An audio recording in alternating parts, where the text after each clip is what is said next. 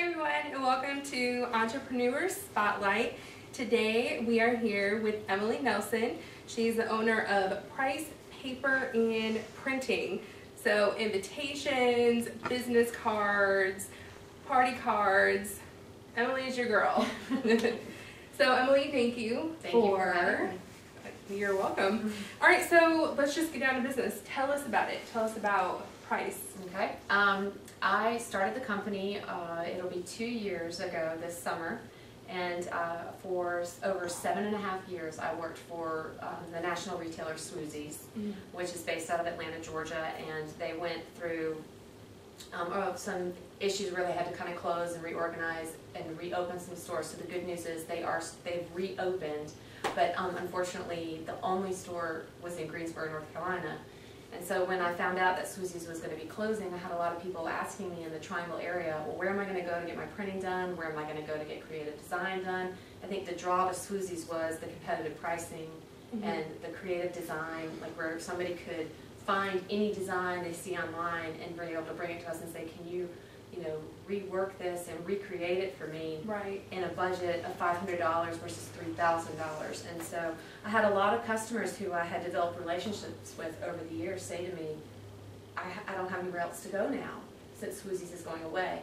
And so I talked to a couple different people, and I was urged, Emily, you know these people, you've got your foot in the door, you've been doing it for so long, this is something you should tackle and take on.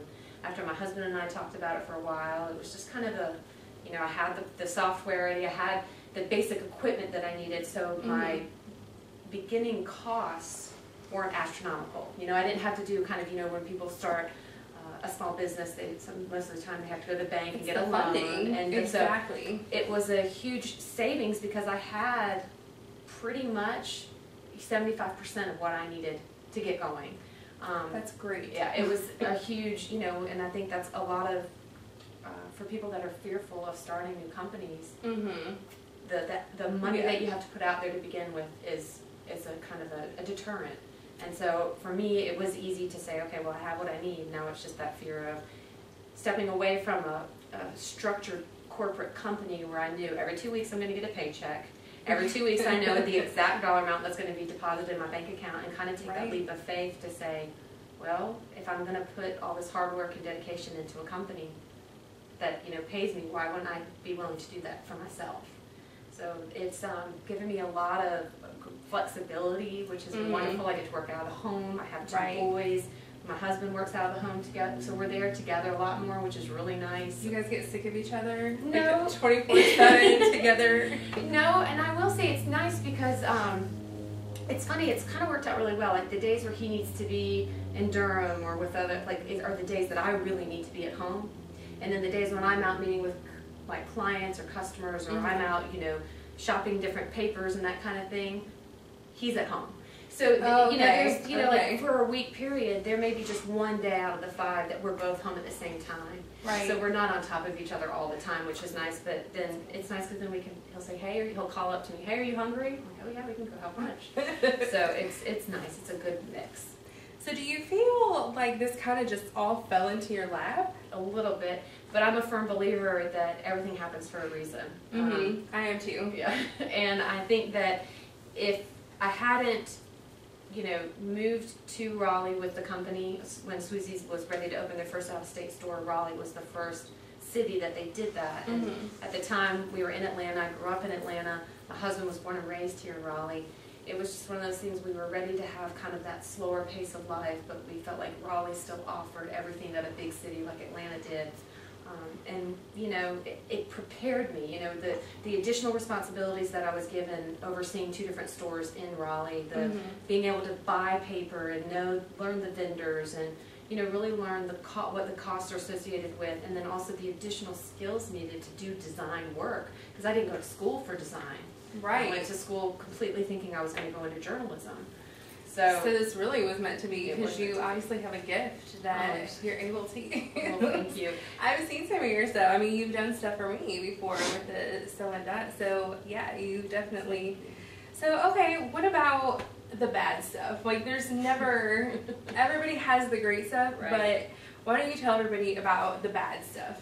It can be stressful. I think it's one of those things where, like I mentioned earlier, you don't know where your next paycheck's going to come from. So you're constantly, developing relationships so that, you want to become friends with your clients and you want to offer the best service possible because you want them to come back.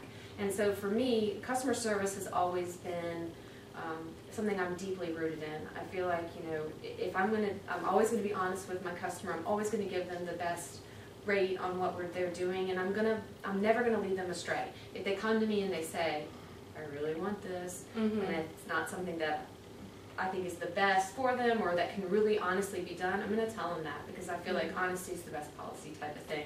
Yeah. But as those relationships are developed, then you start to see a steady growth in your business.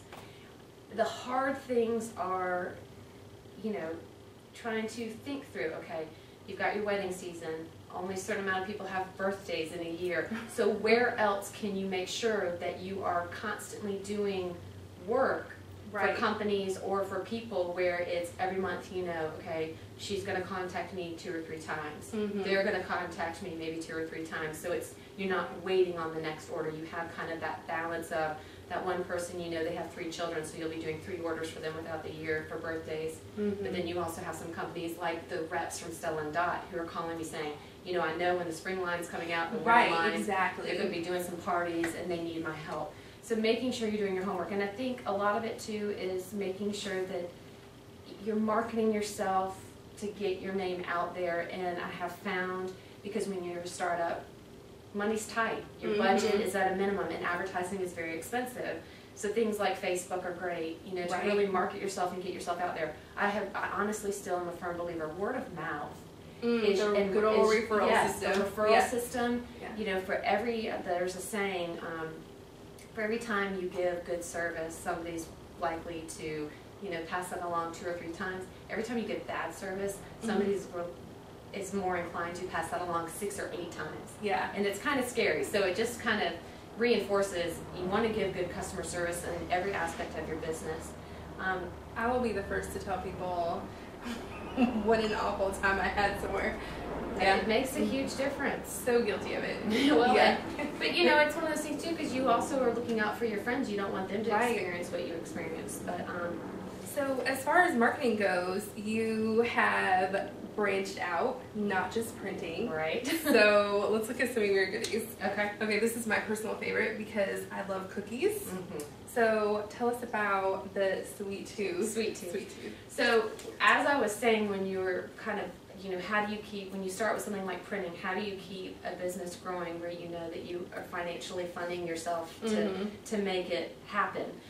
So what I realized very quickly was, paper and printing and design are only going to get me so far. In this day and age, a lot more people are doing things themselves. Right. A lot of people are more computer and tech savvy. So product lines were kind of I can always come up and create and think of things that I like to buy and I like to see. But Sweet Tooth was derived from the actual name. I have the biggest sweet tooth.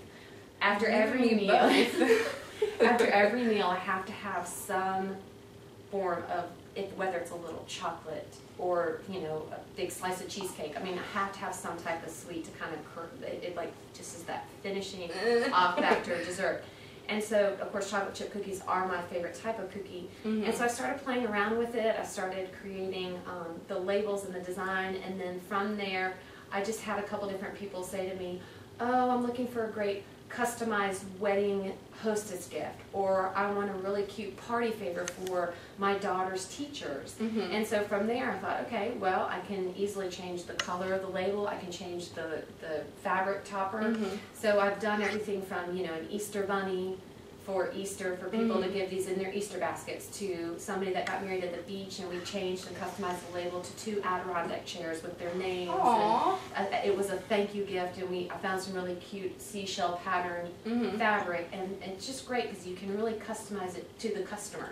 So do you make them any smaller? Because when I think of party favor, what went to my head immediately was something like a party where you had little jars of cookies on the table. You can do a pint size. I do offer a pint size just in the chocolate chip.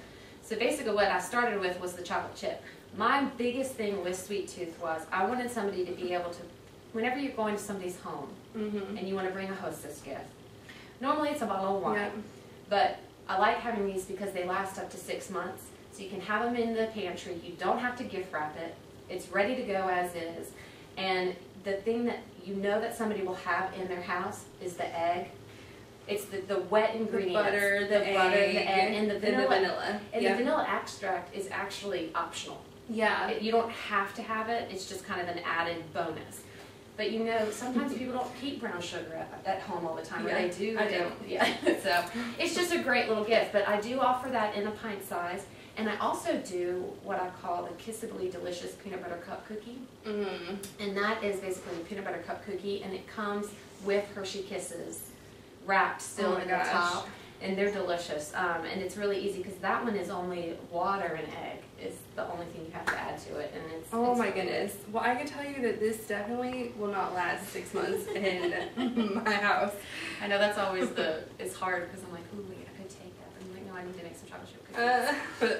Okay, so you also have these adorable baby bump burp rag line. So they come all bundled up, all cute, and of course you did the little labels, which are very adorable. Thank you. So, Let me tell you about those. yeah, tell us about those. This is, I love this owl. Really cute. If I had a little mini munchkin, I would probably wear this. What do you think? It's so Gorgeous. cute. Gorgeous. And they look really cute, monogram too. Yeah. So, okay, what was your inspiration for, this is so, to me, this is completely irrelevant. Printing and burp rags. How did this inspiration I go hit from one you? to the other. Okay, so with Baby Bump, I have 2 boys. They are Okay. now, my oldest just turned 8, and I have a 4-year-old. And when Luke especially was born, there's lots of cute burp rags out there.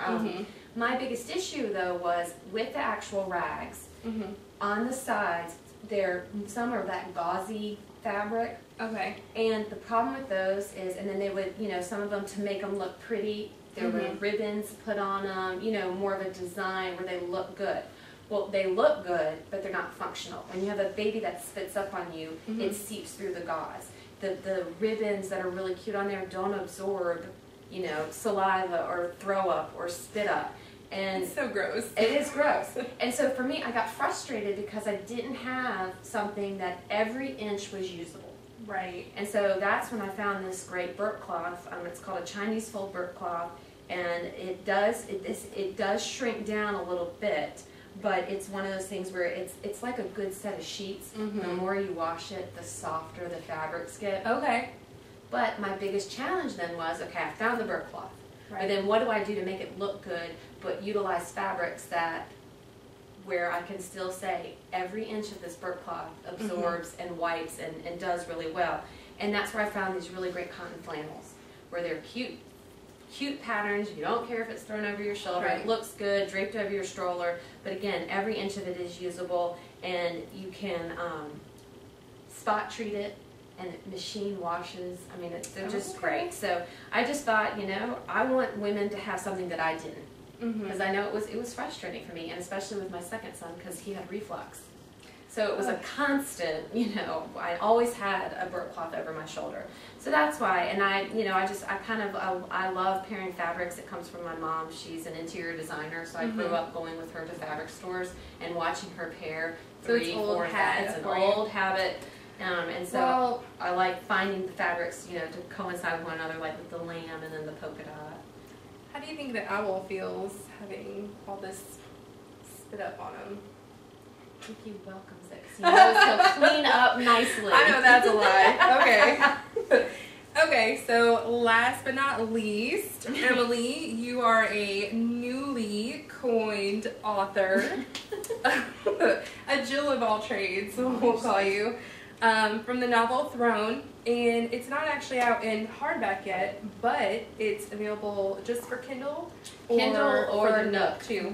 Mhm. Okay. And it is also actually available for, if somebody has an iPad or an iPod Touch or any type of Android type phone. Okay. Because you can go to Amazon and download the Kindle app for free, and even like with an iPad, you can go to Barnes & Noble and download their app for free, and that way you can do e-readers on any, so basically any electronic device. Between those two websites, you're able to download it for free and purchase the book, and I'm very excited because the hardback book will be available probably the middle of February. Oh, that's so soon. Yes. I'm very excited. I actually just downloaded it for my Kindle, and I am about halfway through, and I love that it's set in North Carolina. I was reading this part where they went to Bojangles, and I was like, oh my god, I've been to Bojangles.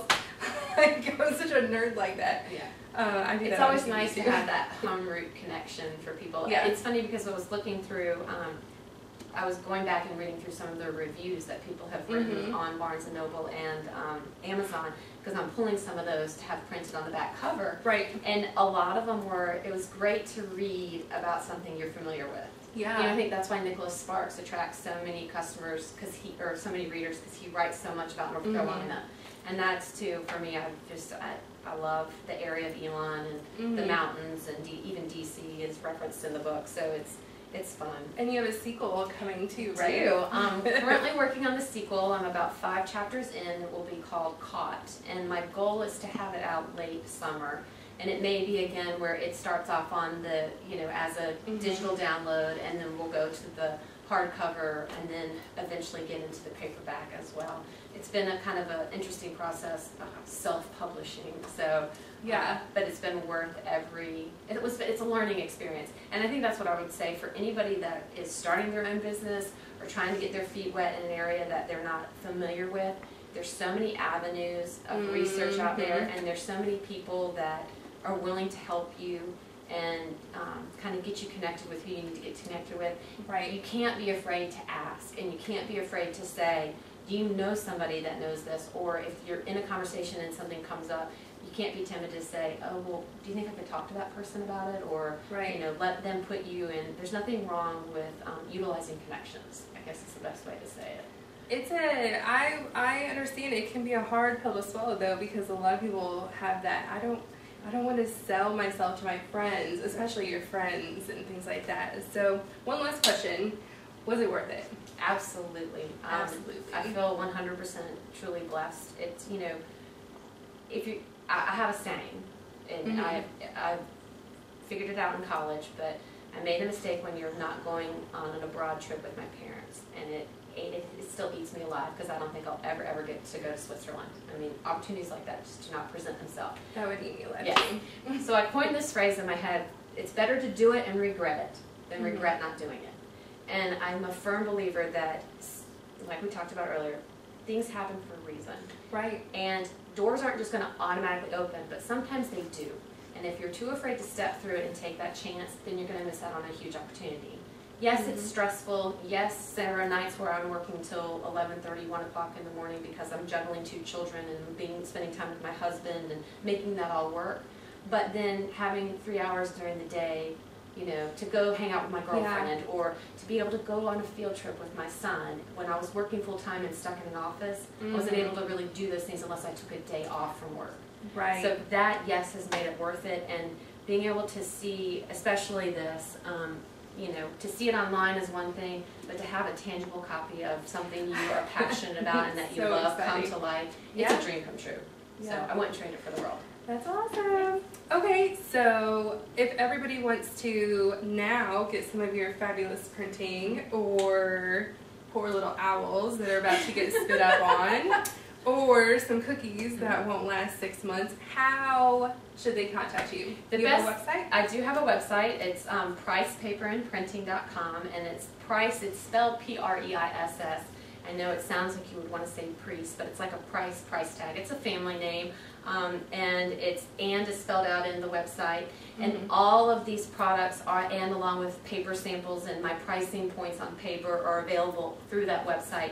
As far as the novel goes, you can go to Amazon, you can go to Barnes & Noble and digitally download it, but I also do have a fan page through Facebook for Throne.